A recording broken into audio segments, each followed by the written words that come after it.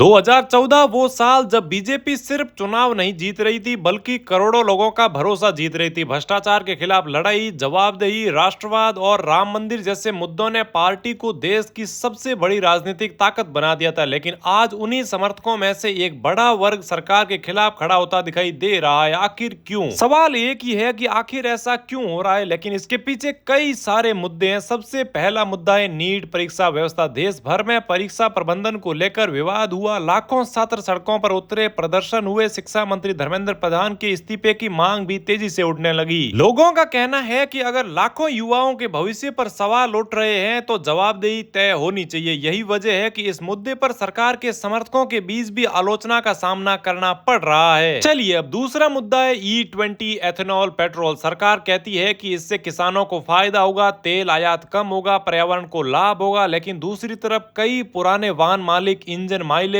Maintenance को लेकर चिंता जता रहे हैं। लोग सोशल मीडिया पर लगातार बहस हो रही है कि गाड़ियां खराब हो रही है, सवाल उठ रहे हैं, लेकिन सरकार पारदर्शिता को लेने के लिए तैयार नहीं है। सरकार ये मानने को तैयार नहीं है कि गाड़ियां खराब भी हो रही है। तीसरा मुद्दा है महंगाई और रोजगार। 2014 में लोगों ने बेहतर भविष्य की उम्मीद को लेकर वोट दिया था, लेकिन आज भी महंगाई, बेरोजगारी और युवाओं के बीच बड़े राजनीतिक मुद्दे बने हुए हैं। कई लोगों का कहना है कि इन मोर्चों पर उम्मीद के मुताबिक नतीजे सामने नहीं मिले हैं। चलिए अब बात करते हैं उस मुद्दे की जिसने बीजेपी की राजनीति को सबसे बड़ी पहचान दी है, राम मंदिर। सालों तक राम मंदिर बीजेपी के सबसे बड़े वादों में शामिल रहा। आखिरकार राम मंदिर बना, प्राण प्रतिष्ठा हुई, करोड़ों लोगों ने इसे ऐतिहासिक पल माना। लेकिन उसके बाद राम मंदिर से जुड़े कथित चोरी और दान में अनियमितता के मामलों की खबरें सामने आई। मामला जांच एजेंसियों तक पहुंचा, SIT जांच शुरू हुई, कई कार्रवाइयां भी हुई जिसमें बीजेपी के कार्यकर्ताओं के नाम सामने आए, RSS से जुड़े लोगों के नाम सामने आए और यहीं से लोगों ने सवाल उठाया। उनका कहना है कि जिस मंदिर को करोड़ों लोगों की आस्था का प्रतीक बनाया गया, उससे जुड़ी ऐसी खबरें सामने आना बेहद दुखद है। लोगों की अपेक्षा है कि इस मामले में पूरी पारदर्शिता हो, जो भी दोषी हो उनके खिलाफ सख्त कार्रवाई हो। यानी लोगों की नाराजगी सिर्फ एक मुद्दे पर नहीं है, नीट पर जवाबदेही, E20 पर लोगों की चिंता, महंगाई और रोजगार, अब आस्था से जुड़े मामलों पर उठते सवाल, इन सभी मुद्दों ने मिलकर सरकार के पुराने एक कट्टर समर्थकों के बीच भी असंतोष की चर्चा को जन्म दे दिया है। 2014 में लोगों ने बीजेपी को सिर्फ वोट नहीं दिया था, उन्होंने भरोसा दिया था। और राजनीति का सबसे बड़ा सच यही है कि चुनाव जीतना उतना मुश्किल नहीं है जितना लोगों का भरोसा लगातार बनाए रखना उससे कहीं ज्यादा मुश्किल है। यही वजह है कि आज सरकार की सबसे बड़ी चुनौती विपक्ष नहीं है, बल्कि अपने उन समर्थकों की उम्मीदों पर खरा उतरना है जिन्होंने कभी पूरे विश्वास के साथ उनका साथ दिया था।